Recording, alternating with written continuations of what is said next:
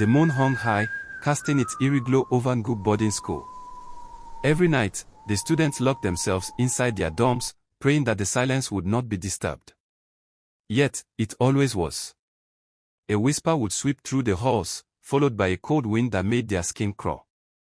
The stories, told in hushed tones by the older students, spoke of the dead, those who had once walked the school's grounds but had never truly left. And every night, when the clock struck midnight, the dead would return. Joshua had heard the rumors when he first arrived at 𝗀𝗵𝗵𝗵. His classmates would whisper about the strange occurrences, but he had dismissed them as mere superstition. However, after just a few weeks, he began to notice things he couldn't explain. Strange noises echoed through the walls late at night, scraping sounds, faint footsteps, and sometimes, distant crying. It wasn't until he met 𝗊𝗊, an older student, that he realized there was more to the story.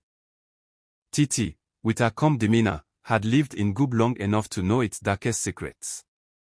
"The dead don't rest here," she whispered to Joshua one evening, her voice barely audible above the wind. "They come back every night. They haunt the halls, looking for something. I don't know what it is, but you'd be wise not to stay awake after midnight."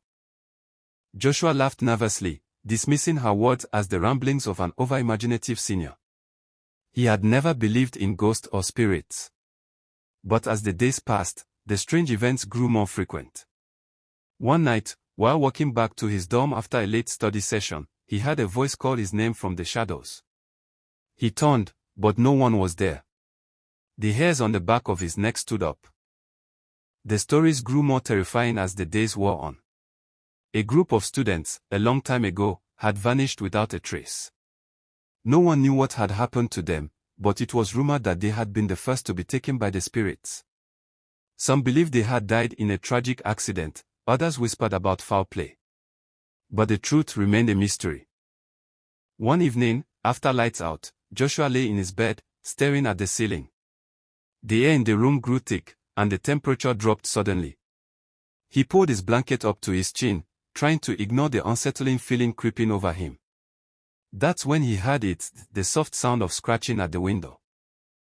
His heart pounded in his chest as he slowly sat up, staring at the window. The scratching continued, louder now, like fingernails scraping against glass. Joshua swallowed hard. "Who's there?" he called out, his voice trembling. No answer came, but the scratching didn't stop. Suddenly, the door to his dorm creaked open, and a shadowy figure stepped inside. Joshua's breath caught in his throat as he recognized the figure. It was 𝗀𝗵𝗵𝗵, a student from his class, but something was wrong.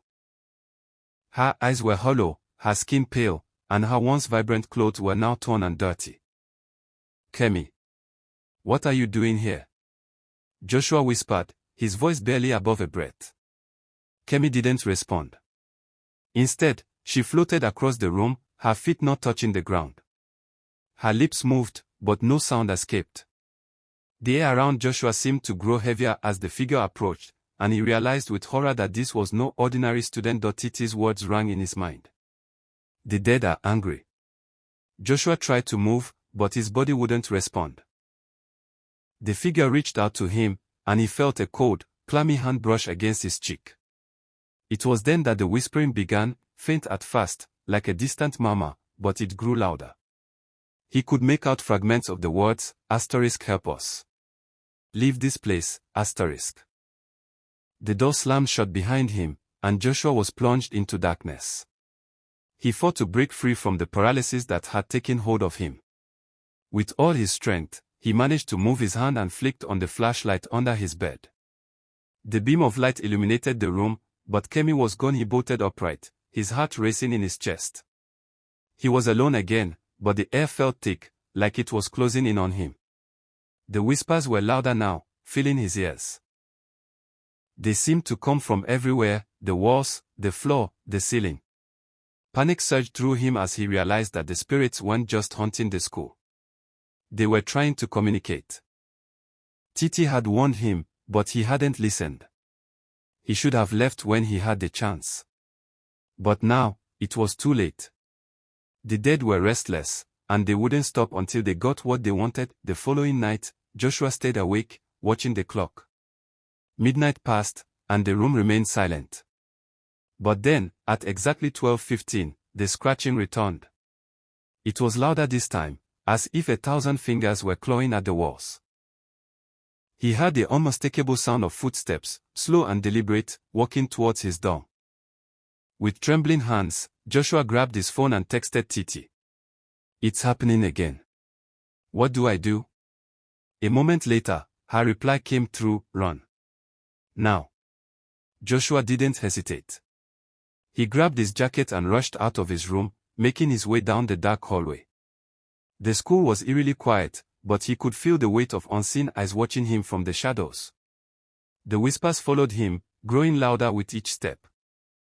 He reached the front door, but it wouldn't open. Panic set in as he tugged at the handle, but it was locked tight. He looked around frantically, searching for another way out. That's when he saw it, a figure standing in the doorway, blocking his escape. It was a tall man, dressed in an old-fashioned school uniform, his face obscured by shadows. Joshua's heart skipped a beat as he realized that this was one of the dead. The man's eyes glowed an eerie green, and his mouth twisted into a grotesque smile. "You cannot leave," the figure said, its voice deep and raspy. "You belong to us now." Joshua froze, unable to speak. The figure stepped forward, its presence suffocating. "You will never leave 𝗀𝗰𝗵𝗁. We all live here, now. Forever." Suddenly, the ground beneath Joshua's feet began to tremble. The walls cracked, and a deep, rumbling sound filled the air. It was as if the very foundation of the school was breaking apart. Joshua stumbled backward, his mind racing. He had to get out, but how? The whispers grew louder, and Joshua could hear the faint cries of the other students, their voices full of pain and fear. He realized with horror that they were not the only ones trapped here. The dead were not alone. They had brought others with them, other students who had once walked these halls, now bound to the school, forever lost. To be continued. Please subscribe to watch happen next.